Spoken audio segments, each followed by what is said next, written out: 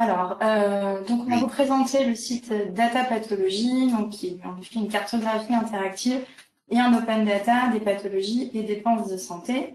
Donc ce site, vous allez le voir, il permet de trouver facilement et de visualiser les effectifs et prévalences des pathologies, leurs principales comorbidités associées et les dépenses totales et moyennes qu'elles ont générées. Il est alimenté à partir des données issues de la dernière cartographie mise en œuvre par l'assurance maladie, donc qui est un gros travail de cartographie des dépenses à partir des bases SNDS et qui couvre les années 2015-2020. Sur ce site, il y a deux principaux axes d'analyse, les pathologies et les territoires avec un niveau régional et départemental. Et il y a aussi des filtres interactifs pour les data visualisations. C'est un site aussi qui met à disposition les données utilisées pour les visuels. Donc, tous les jeux de données sont téléchargeables et on y reviendra. Il a été mis en ligne le 21 juin 2022 et il s'inscrit dans la démarche de l'assurance maladie d'ouverture en matière de données de santé. Donc, avec toutes les études qu'on peut publier déjà et produites à partir des données SNDS, on met en ligne pas mal de données déjà sur notre site amélie.fr. Et on avait eu une première expérience de data visualisation sur des données. Alors, très lié à la crise Covid, puisque c'était un site sur la vaccination Covid qui s'appelle Data Vaccin Covid. Et donc là, voilà, c'est notre deuxième produit de data visualisation que nous proposons sur les données. Je vais passer la main à Gonzague pour commencer à vous présenter le site. On va vous faire une démo en live de ce site.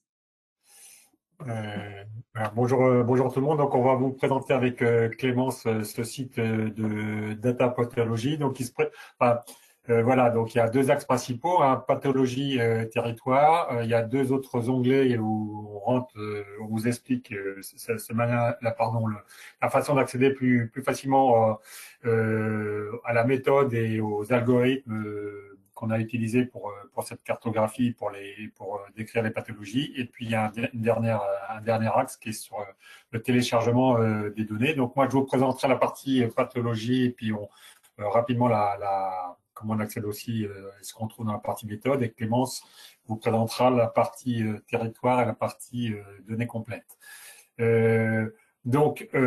Sur la feuille d'accueil, hein, la page d'accueil, vous trouvez ici la description des gros groupes de pathologies qu'on trouve dans ce site.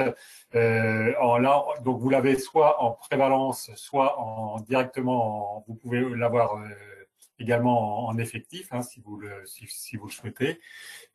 Vous avez donc les principales pathologies. Donc la principale, alors ça commence par pas de pathologie. Donc on a repéré dans notre cartographie 57 pathologies, et puis il y a des gens, il y a 56% exactement, 55-92% des gens qui ne sont pas topés par une des 57 pathologies, et ensuite on le vous met par l'ordre de fréquence de prévalence le plus important, donc avec les traitements du risque vasculaire, les hospitalisations ponctuelles, les traitements psychotropes, etc. Par exemple, le diabète, c'est 6,13%. La prévalence est de 6,13% pour le diabète. On peut continuer ensuite. Je suis un petit peu gêné, excusez-moi, juste je déplace. Voilà, vous pouvez bien sûr ici avec le curseur revenir avoir ces chiffres pour les années précédentes jusqu'en 2015 si vous allez complètement au bout. Et là, par exemple, j'ai mis, je pense, vous retrouvez l'année 2018. Je reviens sur l'année 2020. Voilà. Ensuite, il y a la partie dépenses. Donc, on a soit les dépenses totales, soit par grand groupe de pathologies. Donc, c'est ce que vous avez ici, par exemple, les hospitalisations ponctuelles. Vous voyez que c'est un poste qui est de 33 milliards, le poste cancer de 21 milliards. Vous pouvez l'avoir par dépense moyenne, c'est-à-dire par individu. Donc, ça se présente par exemple, voilà, la dépense moyenne 2020 d'un individu atteint d'insuffisance rénale chronique terminale est de 41 700 €. Pour ceux qui ont eu un séjour en hospitalisation complète pour prise en charge de la Covid-19, c'est 7 800 €. Donc, vous l'avez par individu et c'est les dépenses réaffectées, soit totales, soit moyennes, à la pathologie. Donc ça, quand je dis réaffecté, ça veut dire que on a un algorithme derrière, des règles de gestion qui nous permettent d'affecter les dépenses par pathologie. Donc en gros, schématiquement, hein, soit les personnes sont atteintes d'une seule pathologie et toutes les dépenses qu'on voit poste par poste sont affectées à cette pathologie. Et lorsqu'une personne est atteinte de 2 ou plusieurs pathologies, on a des règles qui nous permettent d'affecter les dépenses par pathologie. Et c'est essentiellement basé, à travers un exemple, si par exemple on voit que la dépense de médicaments pour une personne moyenne, pour une personne atteinte de diabète est de 1 000 euros, quand elle n'a que le diabète, et quand elle est atteinte d'un cancer, c'est 3 000 euros la dépense de médicaments. Quand on voit une personne qui est atteinte et de diabète et d'un cancer, on prend son total médicament et on affecte 25%, c'est-à-dire 1000 sur 4000 au diabète et les 75% au cancer. Donc en gros, c'est ce principe-là qu'on utilise pour affecter les dépenses par pathologie. Voilà, donc ensuite, vous avez par poste de dépenses, donc là je vais revenir peut-être sur les dépenses totales. Pas les dépenses moyennes, voilà ici, les dépenses totales. Donc, c'est à 168 milliards de dépenses. Il y en a 71 milliards pour les soins de ville, 71 milliards pour les hospitalisations et 25 milliards pour les prestations en espèces. On peut aller dans le détail de chacun des grands postes. Hein. Par exemple, pour le poste dépenses soins de ville, on a 24 milliards, on voit que c'est 71 milliards, c'est 24 milliards 500 en médicaments remboursés, 8 milliards 5 en soins infirmiers remboursés, on voit les autres spécialistes, etc. On a tous les postes de dépenses, les généralistes, la biologie, le transport, les soins de kiné, etc. Donc ça, et bien sûr, ici, on peut revenir en arrière sur les années précédentes. Donc ça, c'est la page d'accueil. Alors ensuite, on peut, si je reviens tout là-haut, on peut revenir sur les pathologies et on choisir une pathologie. Donc il y a 3 niveaux de détail des pathologies. Il y a du plus agrégé qui est à gauche au plus détaillé qui est à droite. Par exemple, vous voyez que si je prends le groupe agrégé cancer, au milieu, on a les types de cancers qu'on a déclinés dans notre cartographie, colorectal, cancer du poumon, cancer de la prostate, du sein de la femme et autres cancers. Et à droite, chaque cancer est lui-même décliné en cancer actif, c'est-à-dire pour lequel on observe encore un traitement actif du cancer. Il y a un cancer colorectal sous surveillance, c'est-à-dire les personnes dont on a su qu'elles avaient un cancer, mais qui a priori ne nécessitent plus de traitement actif. Donc, on a voilà, et les 57 pathologies, hein, ça correspond, dont on vous parle, ça correspond, vous les retrouvez dans la colonne de droite. Donc, typiquement, on va prendre par exemple le diabète. Voilà ce qu'on vous propose dans le site de Data Pathologie. Donc, vous avez d'abord une vision synthétique du diabète avec les effectifs de 2015 à 2020, donc plus de 4 millions de personnes en 2020, la répartition hommes-femmes, la prévalence et l'évolution de la prévalence dans le temps, hein, le total et puis le distinguo homme-femme, les dépenses totales du diabète, donc quasiment 9 milliards d'euros, et puis la dépense par individu hein, atteint de diabète, la dépense affectée, donc qui était de 2100 euros en 2015 et qui est passée à un peu plus de 2200 euros en 2020. Vous avez donc la prévalence, où on peut avoir là aussi soit la prévalence, soit les effectifs. On peut avoir par tranche d'âge de quinquennale et puis également distinguo homme-femme. Typiquement ici par région, donc on reviendra avec Clémence tout à l'heure sur un peu sur les données par territoire, mais en passant au-dessus de chaque région, vous voyez la prévalence par région. Et si, par exemple, vous êtes intéressé par une tranche d'âge particulière, vous avez cette prévalence qui est adaptée à la tranche d'âge particulière. Ensuite, toujours, hein, vous avez la possibilité, avec ce curseur, de revenir dans le temps. la pyramide des âges ou la prévalence par tranche d'âge. On revient donc par pathologie, on vous donne la liste des 10 comorbidités associées le plus fréquemment à la pathologie que vous avez choisie. Donc là, typiquement pour le diabète, assez logiquement, enfin, on voit que les pathologies associées au diabète sont les maladies coronaires chroniques, les maladies respiratoires chroniques. On retrouve des traitements anxiolytiques antidépresseurs. Et puis, à la fin, vous retrouvez insuffisance cardiaque chronique et troubles névrotiques et l'humeur. Donc là, on a mis les 10 principales comorbidités associées au diabète. Sur les dépenses remboursées, donc on vous donne la répartition par grand poste du diabète. Donc le diabète, c'est quasiment, en dépenses affectées, c'est quasiment 9 milliards en 2020, 7 milliards 5 pour les soins de ville, 740 millions pour les prestations en espèces, donc essentiellement les prestations en espèces, hein, c'est essentiellement les indemnités journalières. Les hospitalisations, 691 millions. Si vous voulez regarder typiquement là ici par la ventilation des dépenses de soins de ville, vous voyez que dans les 7 milliards 500 millions, il y en a 2 milliards 6 pour le médicament, 1 milliard 8 pour les autres produits de santé, les soins infirmiers 1 milliard 7, etc.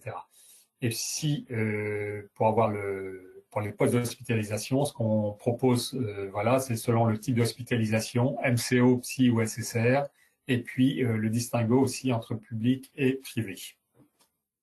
Donc on voit que les 700, enfin, j'arrondis, hein, les 700 millions d'euros pour les postes d'hospitalisation, c'est essentiellement, enfin, pour quasiment la moitié, c'est du séjour MCO en secteur public.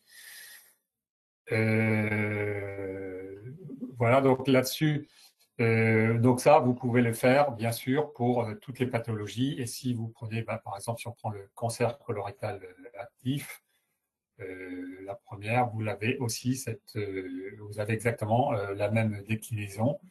Si on va regarder les comorbidités, là, on voit tout ce qui est associé au cancer colorectal actif, donc le traitement hypertenseur, le diabète, le trouble du rythme ou la connexion cardiaque, etc.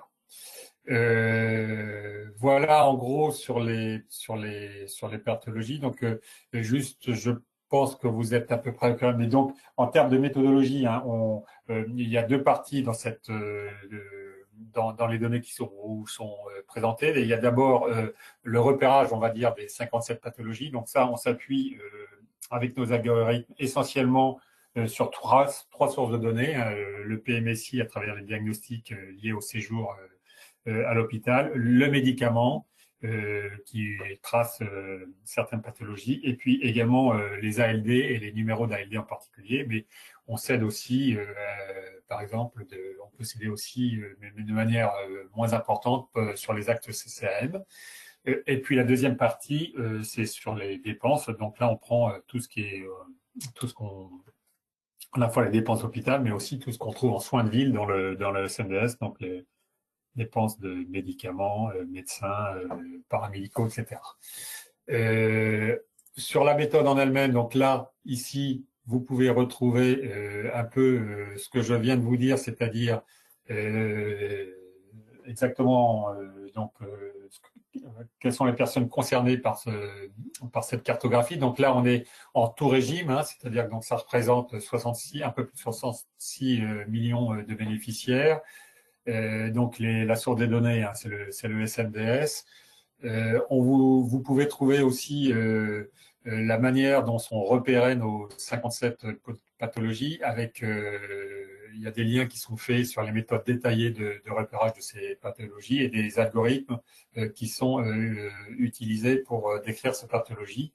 Et vous avez exactement la même chose hein, sur la composition des postes de dépenses et les règles de gestion qu'on a utilisées à la fois pour les tops, pour les repérer ces pathologies, ou bien pour leur affecter des dépenses. Voilà, donc j'en ai fini, je pense, oui, sur cette partie de pathologie et de la méthode. Je vais laisser la parole à Clémence. Alors, je vais vous présenter la partie territoire. Donc, on a deux axes pour les territoires. On a l'axe région et l'axe département. Donc, si on est dans le menu territoire, Par exemple, on peut aller prendre la page Auvergne-Rhône-Alpes. La première, merci, nous aime. Alors, sur cette page-là, donc à la maille régionale, vous allez retrouver le même type d'informations que ce qu'on avait dans la page d'accueil sur les prévalences et les effectifs. Donc, avec les prévalences par grand groupe de pathologie pour la région sélectionnée. Donc là, en l'occurrence, la région Rhône-Alpes, vous avez les mêmes possibilités de filtre, de sélection de l'indicateur que vous voulez choisir, donc la prévalence ou l'effectif. Là, c'est pour l'année 2020 et vous avez également la partie évolution. C'est le même principe que ce que vous a présenté Gonzague pour la page d'accueil. Avec la possibilité sur le premier onglet de revenir sur l'année 2015. La possibilité qui est offerte aussi par ces pages-là régionales, c'est de pouvoir comparer des régions entre elles. Donc, par exemple, on a la région Rhône-Alpes qu'on peut comparer à une autre région. Donc, par exemple, on prend la région Grand Est ou le Bourgogne-Franche-Comté, c'est très bien. Voilà. Et donc, vous pouvez donc comparer les prévalences dans ces deux régions.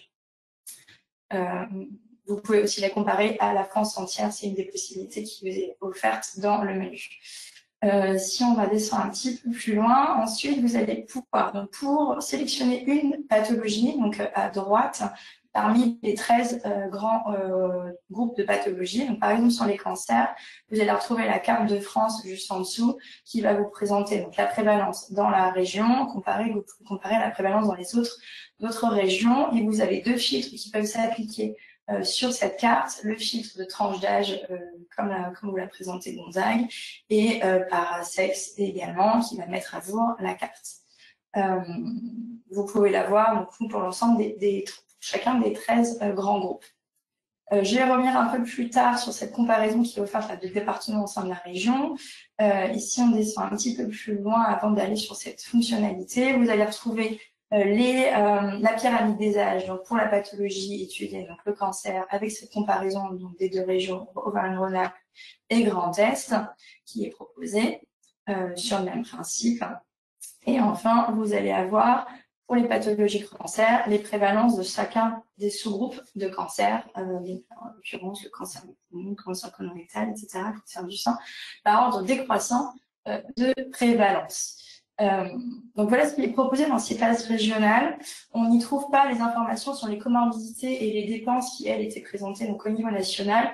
Les dépenses, c'est pour une raison méthodologique par rapport à ce que vous a présenté Gonzague. C'est complexe en fait de redescendre à la maille régionale pour affecter des dépenses par pathologie, donc elles ne sont pas présentées ici.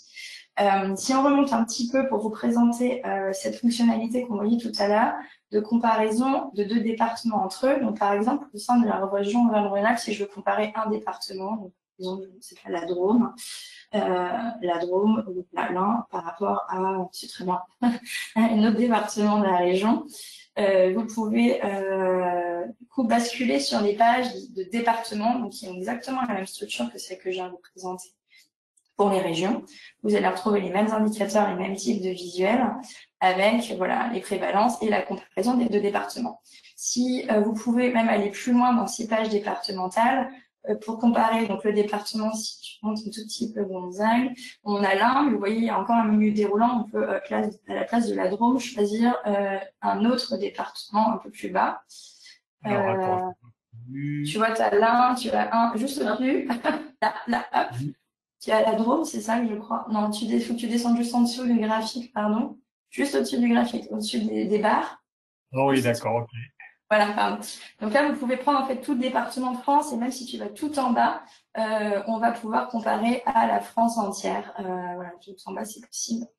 Donc on peut, voilà. Et vous allez retrouver exactement les mêmes graphiques que ceux qu'on a vus, donc les prévalences, la carte départementale par pathologie, les pyramides des âges et les sous-groupes par pathologie. C'est exactement la même chose que les pages régions. Donc, vous pouvez y arriver par la mécanique qu'on vous a présentée, mais aussi, bien sûr, par le menu tout en haut, vous pouvez choisir un département. Voilà pour les pages territoriales. Et enfin, pour finir cette présentation, nous souhaitions présenter l'onglet données complètes. Alors, cet onglet, il contient les 3 jeux de données, enfin, il permet d'accéder aux 3 jeux de données qui sont utilisés pour l'ensemble des visuels qu'on vous a présentés. Donc, si par exemple, on va sur le jeu de données effectif de patients, celui qui est à droite, Si tu cliques sur celui-là, voilà, super, merci beaucoup. Ils vont tous être après présentés de la même façon. Vous allez avoir à chaque fois différents onglets. Un premier onglet information qui vous donne des informations générales sur le jeu de données, sur la façon dont il a été créé, le champ, des règles de gestion qui ont pu être appliquées. Et vous retrouvez tout en bas le modèle de données de ce jeu de données. Donc ça, c'est la page d'information qui est importante à lire pour bien comprendre le contenu de ces données. Et ensuite, vous avez l'onglet tableau qui là vous permet de voir voilà, les données dans un tableau. Et sur la gauche, vous allez retrouver un certain nombre de filtres qui sont proposés sur la gauche de l'écran, donc les filtres années, etc. Donc si vous cliquez, ça va filtrer le jeu de données qui vous est présenté. Voilà, donc vous pouvez choisir les années, les pathologies, les différents axes qui sont présents dans ce jeu de données pour filtrer. Vous avez ensuite l'onglet export qui est proposé. Donc cet onglet vous permet de télécharger les jeux de données en 3 formats, soit le jeu de données complet, soit le jeu de données que vous venez de filtrer avec les filtres à gauche. Je ne vais pas le présenter là, mais par exemple, quand vous aviez les graphiques tout à l'heure qu'on vous a présentés, en bas à droite de chaque graphique, vous avez une possibilité d'aller sur les données complètes et vous allez arriver sur les données complètes utilisées par le graphique directement filtrées en fonction des fils que vous avez mis sur les visuels. C'est tout le souhaité qui est proposé. Et enfin, vous avez un dernier onglet, c'est l'onglet API. Voilà, si vous voulez utiliser une API pour une application tierce qui pourra du coup aller chercher les données à jour. Et ces données seront mises à jour tous les ans en fonction des nouvelles versions de la cartographie des pathologies. Je pense qu'on vous a présenté l'ensemble des fonctionnalités du site et nous sommes bien sûr disposés à répondre à vos questions. Ouais, si vous avez des questions, vous pouvez les mettre sur le chat. Merci beaucoup Clémence et Gonzague pour cette brillante présentation. Et on va attendre les questions.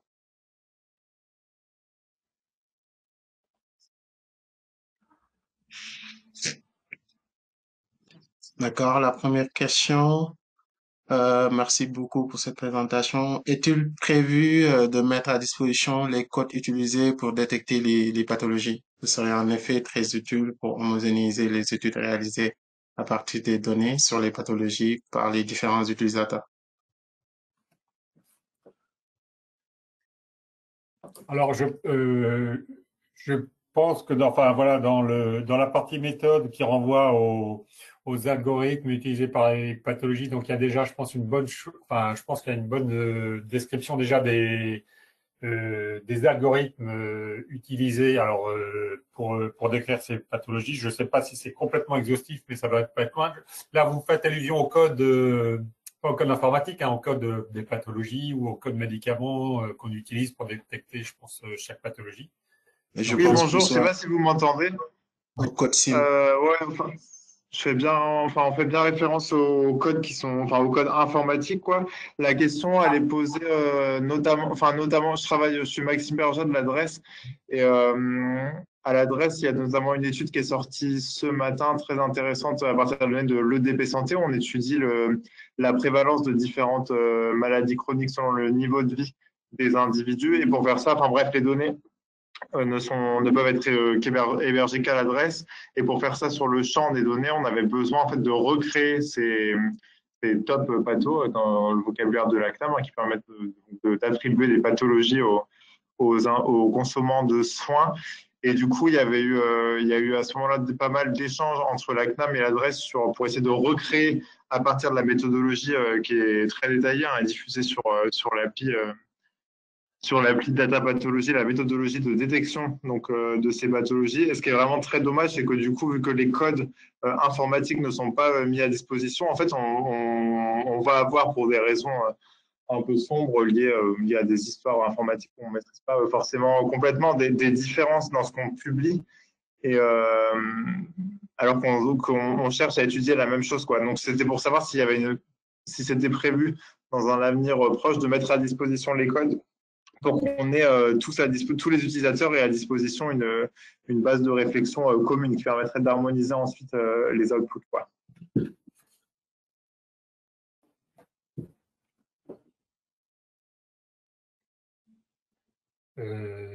Alors, je pense qu'il y a une réflexion qui est en cours. Mais je sais pas exactement la date où ça va aboutir, quoi, et ni sous quelle forme exactement. En tout cas, je pense qu'il y a des réflexions qui sont en cours pour faire là-dessus, pour mettre en particulier peut-être, par exemple sur le diabète, je pense que ça a déjà débuté. Hein, voilà, et sur les autres pathologies, je pense que la réflexion est en cours pour mettre à disposition euh, éventuellement les algorithmes, ça c'est sûr, c'est déjà fait, mais peut-être le code. Mais je ne sais pas exactement où ça en est. Mais en tout cas, ça avait été, je pense que c'est en cours de réflexion. Ça a commencé avec le diabète, hein, mais voilà, ensuite et normalement, ça devrait, je pense, continuer sur les autres pathologies. Merci beaucoup. Voilà la deuxième question qui nous est parvenue via le chat. Pourriez-vous préciser dans quelle technologie a été développé cet outil? Euh, alors, sur la partie, maintenant sur la partie pour les tops, le repérage des tops, etc., c'est en R, hein, on l'a fait sous R. Clémence, hein, si tu veux répondre un petit peu. Et puis pour la partie l'affectation des dépenses, on est resté sous SAS. Et je pense que la question était peut-être sur la partie le site hein, de toute sa visualisation. Si c'est ça, on est passé par Open Datasoft.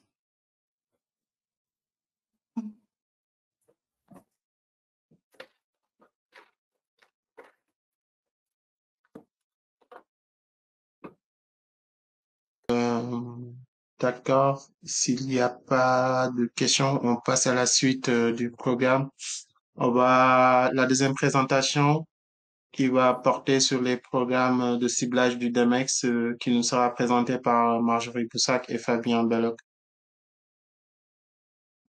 Ok, donc là, la partie de cette présentation va se dérouler en deux parties. Effectivement, un petit rappel sur ce qu'est le pôle DEMEX et la présentation à plus proprement parler, les scripts automatisés. Diapositive suivante.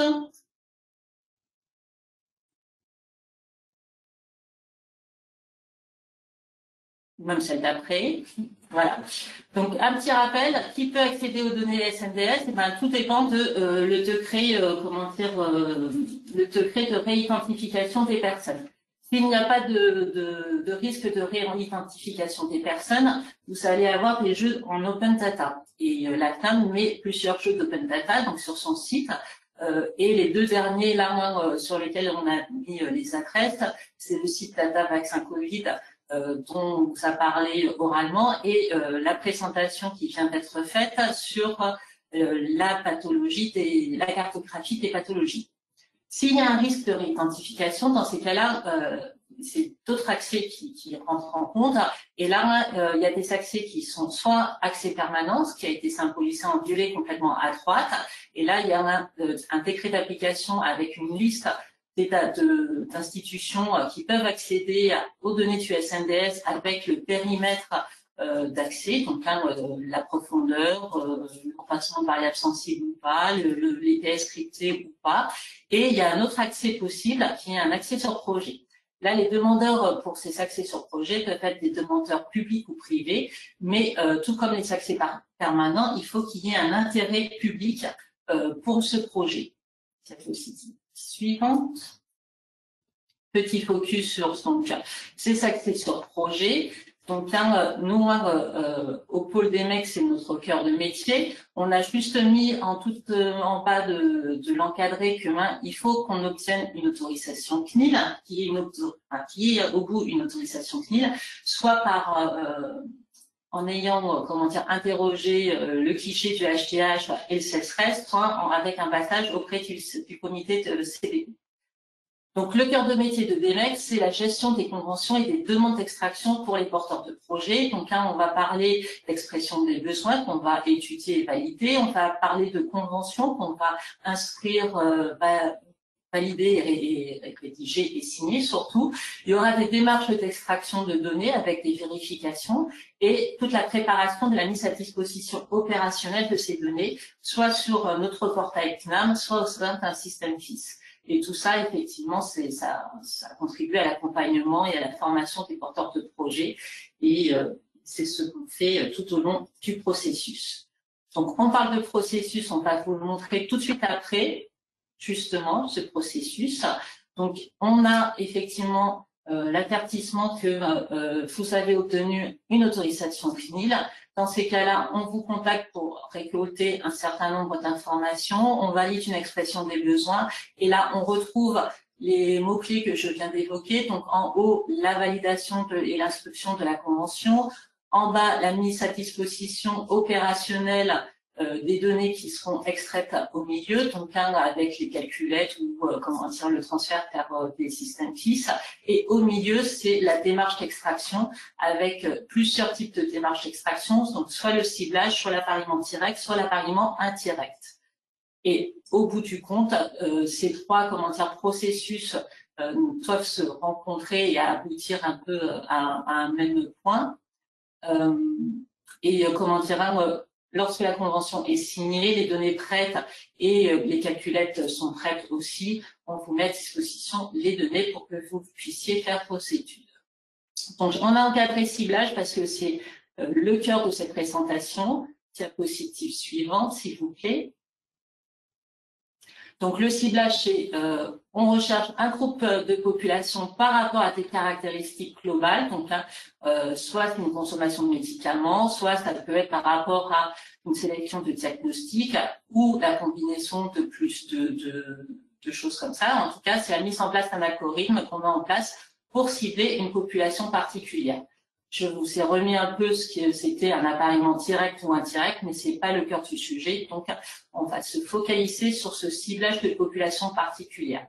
Et on le fait pour des MEX, mais potentiellement pour les accès permanents, ça peut, aussi servir aux accès permanents parce que un accès permanent, effectivement, va peut-être constituer des tables intermédiaires pour faire des analyses. Et ces tables intermédiaires, ça va être le ciblage d'une population particulière. Diapositive suivante, donc le cœur de la présentation. Pour faire tout ça, on a, vu qu'on a énormément, de projets qui viennent au pôle des MEX pour avoir les données du SNDS, vu que c'est une base très riche. On a optimisé nos programmes, nos scripts, et on les a automatisés. Et donc, le but de cette présentation, c'est de vous les présenter dans le but de les ouvrir au plus grand nombre. Oui. Du coup, moi, je vais vous présenter cette partie d'automatisation des programmes. Comme Marjorie vous l'a dit, ça se place dans un cadre de ciblage sur les critères de pathologie, de prise de médicaments. On a automatisé du coup une grande partie déjà des programmes sur ces critères-là. Donc, comme vous pouvez voir dans le tableau, on a des programmes automatisés sur la biologie, la LPP, la CCAM, la CIM10. Pour le PMSI, c'est sur les 4 champs, et pour le DCA, ça sera sur les ALD seulement. On a automatisé les médicaments, les forfaits, les natures de prestations, les GSS, les GHM. Et il y a aussi la liste en sus, qui n'est pas dans le tableau, mais voilà, les médicaments qui sont sur liste en sus peuvent être aussi, on a un programme automatisé pour cibler dans le PMSI. Et on automatise au fur et à mesure qu'on reçoit des nouvelles demandes. On essaye de créer un programme automatisé pour standardiser nos ciblages. Donc, diapositive suivante, super, merci. On va dans le cadre de ces programmes, on a décidé de les partager à l'ensemble des utilisateurs qui ont un accès permanent. Et on va partager tous les programmes qui ont été cités on va fournir une doc utilisateur. Et donc la doc explique le déroulement du programme, les grands paramètres à renseigner pour le bon déroulement du programme. Et on fera aussi un accompagnement du coup une fois qu'on aura partagé les programmes pour s'il y a des demandes d'amélioration, vous repérez des anomalies, ou si vous avez besoin d'informations. On va mettre en place une boîte pour pouvoir répondre à ces questions. Je mets les diapos suivantes. Voilà, merci. Et donc, comme il a été dit, donc l'objectif c'est de remonter une patientèle selon la consommation d'un ou plusieurs médicaments, parce que là on va faire focus sur le ciblage automatisé des médicaments. Pour pouvoir faire ce ciblage-là, le programme en entrée va prendre donc, plusieurs informations. Donc la librairie de travail, donc ça va être là où toutes les tables de sortie seront stockées. La période de soins ciblés, donc par exemple tous les médicaments voulus entre 2017 et 2020. Si jamais on veut, on peut aussi donc limiter sur une période de flux. Donc là, on parle de FLX 10 DTD pour le DCIR. Pour le PMSI, dans ce cadre-là, on va cibler l'année entière. Et par contre, pour le DCIR, si vous limitez sur par exemple 6 mois de flux pour une année, le programme prendra du coup le ciblera que sur cette période-là. Ça permet de réduire le temps d'exécution. Après, donc il faut aussi lui renseigner les codes médicaments que l'on recherche. Si on veut faire un croisement ou pas avec notre référentiel médicament IRFR. Après, du coup, il y a le domaine DCIR ou PMSI à parcourir. Donc là, on a le choix si on veut aller cibler les médicaments dans le DCIR ou que dans le PMSI ou dans les deux. On le précise en début de programme. Après, il y a les variables d'intérêt souhaitées en sortie. Donc ça, c'est pareil. Si on veut juste l'information patient, médicament, on peut. Mais si on veut avoir d'autres informations, on pourra les rajouter. Donc ça sera précisé plus tard. Et après, donc il y a un rapport et un résumé statistique du ciblage qui est généré automatiquement à la sortie du programme. Du coup, je vais vers la diapositive suivante.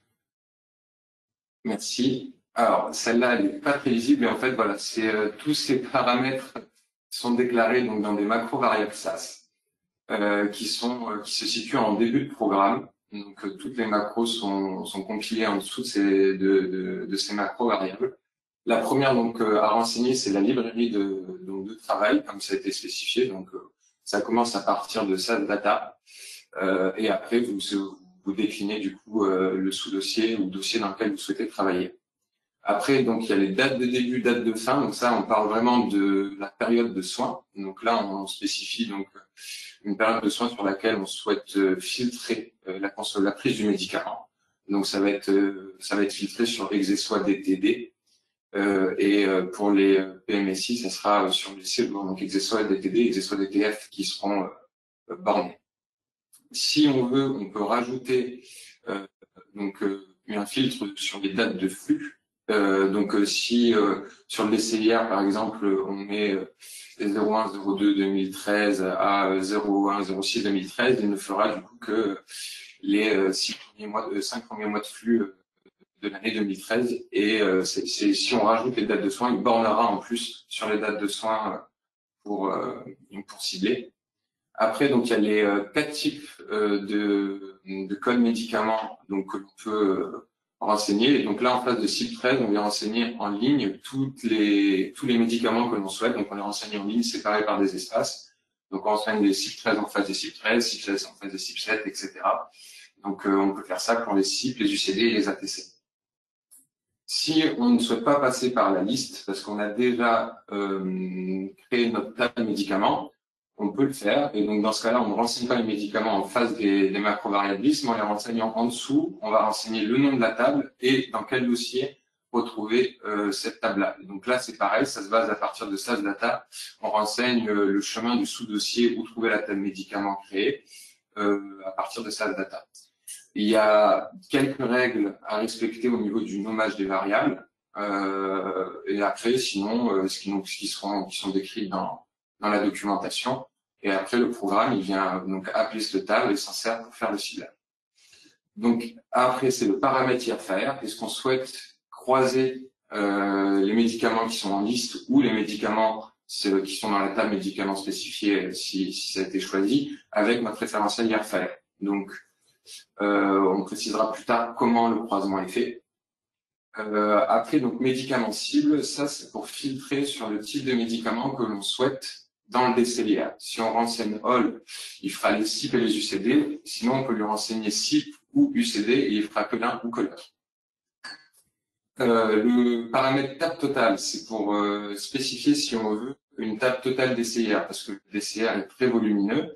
Donc, les données sont stockées en fait par type de code médicament et année. Si on veut une table totale, on lui spécifie une taille max là-dedans pour éviter de saturer son espace. Et si jamais il voit que la concaténation des tables ne dépasse pas cette taille-là, il créera la table. Dans le cas contraire, il ne la créera pas.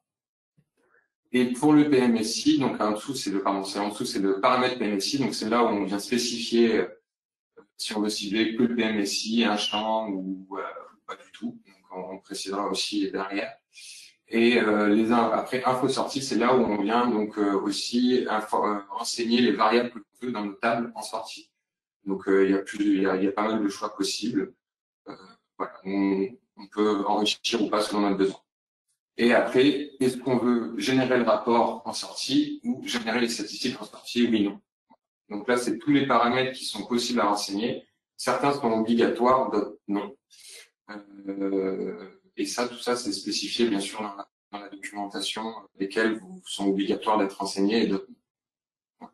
Je veux bien la diapositive suivante. Merci. Donc là, on va faire un zoom sur quelques paramètres un peu spécifiques. Donc sur les codes médicaments. Donc comme on a dit, il y a la table médicament utilisateur qui est possible, donc nom de table plus librairie. Après, il y a la liste des codes médicaments à renseigner en face.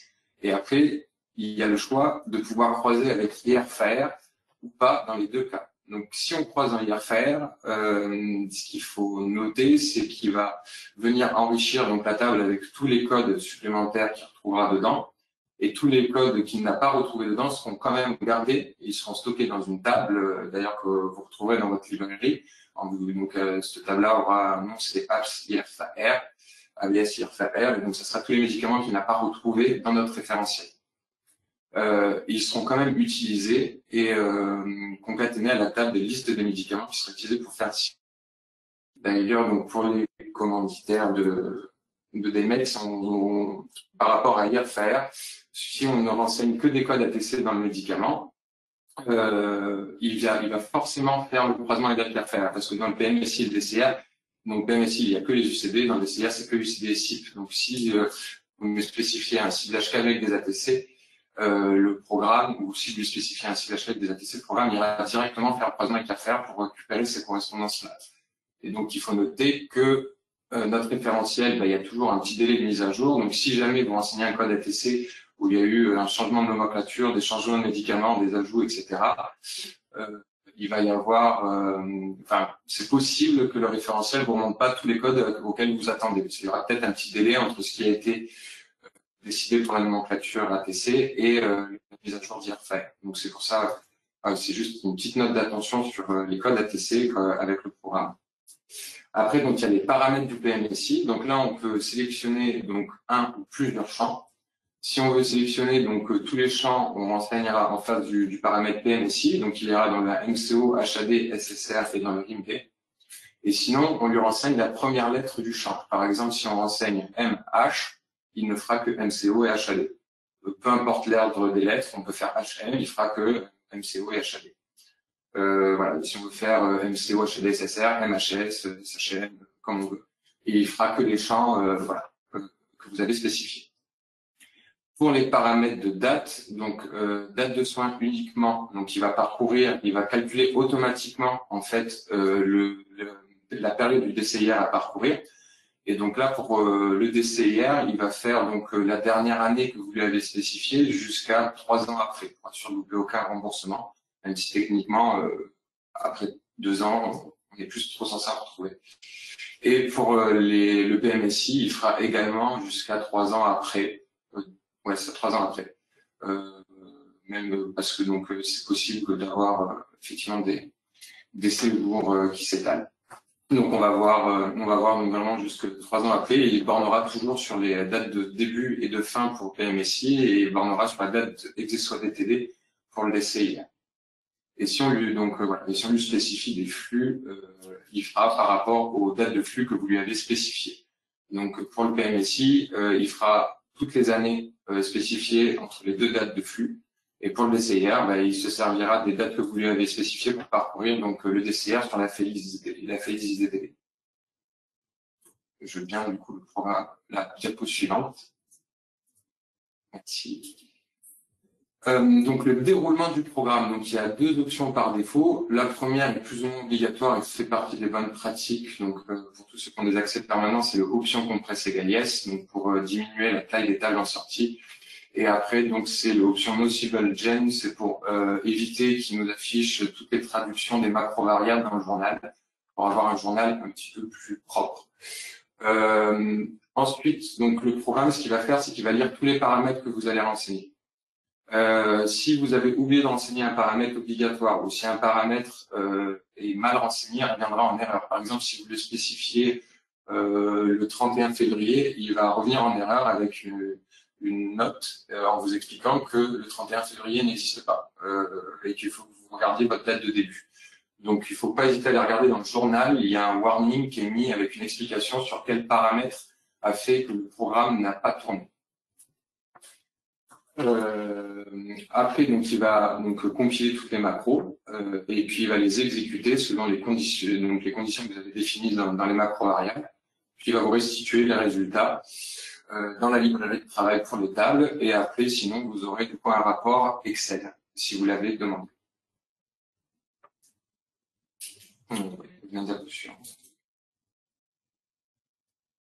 Alors, donc les macros. Il y a plusieurs types de macros. On essaie de faire des grands groupes et des macros qu'on appelle des macros de moteur de ciblage. Donc là, ça va être la requête en fait SQL qui va directement cibler dans le PMSI et le DCIR. Les macros d'exécution, donc en fait, elles vont appeler les macros de moteur et leur passer les paramètres. Les macros de mise en forme, donc elle récupère les informations que vous avez mis dans les macros variables et vient les synthétiser pour les passer aux macros d'exécution. Les macros d'outils, c'est des petites macros qui nous servent en fait à qu'on va appeler dans les autres macros qui vont permettre de faire des vérifications très rapides, comme par exemple l'existence d'une variable dans une table. Si notamment vous spécifiez une table pour cibler les médicaments, on vient vérifier que la variable CIP13 existe bien si vous avez demandé de cibler sur les sites, par exemple. Donc ça, c'est une petite macro outil. Il y en a plein, il y en a deux, trois autres. Après, il y a les macros rapports. Donc là, ça va être, c'est une macro qui vient faire l'ODS Excel avec le rapport du ciblage. Et la macro de lancement qui vient du coup imbriquer toute l'exécution de ces macros dans le bon ordre. Je veux bien la diapo suivante. Donc voilà, donc là c'est un résumé de l'ensemble des macros. Les deux premières que vous voyez en haut qu'on appelle Cibmet PMSI, Cibmet DCIR. Là en fait, à vrai dire, ça reprend un peu tous les types de macros que Fabien vous a présenté. Donc là, on voulait ça encadrer pour dire que les deux premières c'est le ciblage et ainsi de suite, mais on va passer très vite parce qu'on les a pas ouvertes. C'était juste pour vous montrer comment elles se présentaient avec les options qui étaient mises. Voilà. Là, il y a les premières, donc c'est le moteur, exécution. Après, du coup, c'est mise en forme. Et après, il y a les variables, donc les macros qu'on appelle outils. Et pour finir, c'est les macros de rapport. Là, lancement. Celle d'après. Voilà. Ça, donc on l'a laissé dedans, donc c'est pas très très beau. C'est la macro de moteur du ciblage DCIR. On l'a mise dedans parce qu'elle fait aussi partie des bonnes pratiques, parce qu'il faut aller cibler donc sur l'étape de la table de PRS, donc par mois de FLX. Donc cette petite macro là, c'est voilà, on montre comment on fait une boucle sur la FLX IZDD et comment on vient du coup cibler les médicaments dans la PRS et la FA par mois et on concatène à la fin de ces informations dans la librairie de sortie. C'est vraiment, c'est plus, donc ça c'est plus, voilà, c'est une bonne pratique qu'il faudrait utiliser régulièrement pour cibler dans le DCIR. Je viens à la diapo suivante. Donc, les tables en sortie, donc il y aura une table médicament, donc qui est générée donc via la liste de code ou donc ça sera soit la table telle quelle que vous l'avez spécifiée si vous n'avez pas demandé IRFR, ou votre table enrichie via IRFR. Après, donc il y a voilà, comme j'ai dit, la table qui spécifie les médicaments qui n'ont pas été retrouvés dans le référentiel, et donc la table qui regroupe les deux. Après, il y a donc des tables en fonction du ciblage. Vous n'aurez peut-être pas toutes les tables, ça dépend de ce que vous lui avez demandé, mais donc il y aura toujours donc l'étape CIT-7 du DCIR par année, pareil pour les CIT-13 UCD. Il y aura la table DCIR, DCIR TOT si vous avez spécifié une taille maximale et que l'ensemble ne l'intéresse pas. Et une table donc UCD PMSI par année et UCD PMSI total qui est tout le temps générée parce que beaucoup moins volumineux. Je veux bien du coup, diapo suivante. Donc voilà, donc ça c'est pour vous donner un exemple. Donc c'est un ciblage pour un sujet qu'on ne nommera pas. Et donc du coup voilà, donc on voit à gauche donc toutes les tables qui sont sorties. Donc là il y a que 2 années, 2021-2022 pour les CIF 13. Et il y a donc on voit la table absent IRFR. Donc ça c'est les tables qui n'ont pas été retrouvées dans l'IRFR. Il y a la table liste MED. Donc ça va être c'est celle qui sert à faire le ciblage. Après, il y a MedSource, ça c'est la table que vous avez spécifiée en entrée ou la liste de médicaments que vous avez spécifiée en entrée. Et après, du coup, il y a UCD, DCIR seulement. Donc là, ça veut dire que le PMSI n'a pas été demandé pour ce ciblage-là. Et après, donc ces 2 exemples de sortie de table. Donc c'était voilà, c'était pour voir, vous pouvez voir, voilà. Donc là, par exemple, on a demandé Exessois DTD, DTF, et on a demandé aussi l'année de naissance. Voilà. Et c'est là où je disais, bon, il y a une option qui dit quelles variables supplémentaires vous voulez renseigner, comme le sexe, des dates ou des choses comme ça. Et c'est sur ces tables-là que je me dis que à la fois des accès permanents et des accès sur projet, ça peut être, enfin, surtout des accès permanents, pour les réutiliser, ça peut être utile avant de faire des analyses statistiques, d'utiliser ces programmes automatisés, de générer ces tables intermédiaires de sortie pour pouvoir ensuite faire vos analyses. Du coup, c'est vrai que voilà, il y aura toutes les informations en sortie. Pour le PMSI, je précise que si vous ciblez plusieurs champs, vous avez aussi la possibilité derrière de filtrer la table en sortie par champ, par variable et par table. Il y a toutes ces informations-là qui sont systématiquement mises dans la table du PMSI. Donc là, c'est pour le rapport. Donc en fait, donc le résumé du ciblage. Donc il y aura un tableau qui vous précisera donc quelle date vous avez mis, etc. En fait, c'est vraiment un résumé de tous les paramètres dans un seul tableau. Et en dessous de ce tableau-là, il y aura la table médicament qui a servi au ciblage. Après, donc il y a toutes les statistiques descriptives, donc sexe, année de naissance, etc. En fonction, bien sûr, des informations du bénéfice issu des référentiels bénéficiaires. Et après, donc, il y a aussi un comptage dans un onglet détail à la fin des bannières PSA par code médicament et source, donc des CIR, PMSI. Le comptage se fait par année et par code. Donc, si jamais vous avez des volumes qui explosent sur ces tableaux-là, c'est normal, c'est possible, vu qu'on vient compter le bannière PSA par année, par code. Donc, s'il a consommé sur plusieurs années plusieurs codes, le bannière PSA sera compté plusieurs fois. Je vais bien dire le suivant. Et donc là, donc c'est pour continuer côté des mecs. Donc voilà, comme a dit Marjorie, on peut affiner derrière manuellement le ciblage, parce que c'est vraiment un ciblage en gros qui est fait via ce programme-là. Donc on peut faire sur des prises de médicaments. Voilà, si on prend plusieurs médicaments, vérifier qu'il n'a pas pris tel médicament avant un autre. Voilà, diagnostic de séjour ou bien sûr on peut aussi faire sur l'âge, etc. Enfin, il y a pas mal de possibilités de filtrer les tables après derrière. Donc il y a après nous, il y a des côté des mecs, on va vous faire les statistiques descriptives de la population retenue. Donc ça c'est vraiment à la fin, une fois qu'on a fait la recherche de l'ensemble des identifiants, qu'on a combiné tous les différents types de ciblage, on sort les statistiques. Et après, donc, pour finir, il y a la partie, donc, une fois que ça s'est revenu, validé, extraction, contrôle des extractions, et on livre les données. Donc, on l'a mis en gris parce que c'est pas le cœur des programmes automatisés, mais c'est des choses qui sont faites côté des mecs. Et pour finir, le SAV des programmes. Donc, là, vous pouvez nous remonter tout, donc les erreurs, des demandes d'amélioration, ou si vous souhaitez modifier peut-être un paramètre, etc. Si vous avez des propositions, vous pouvez donc du coup les faire avec voilà l'objet du mail en question.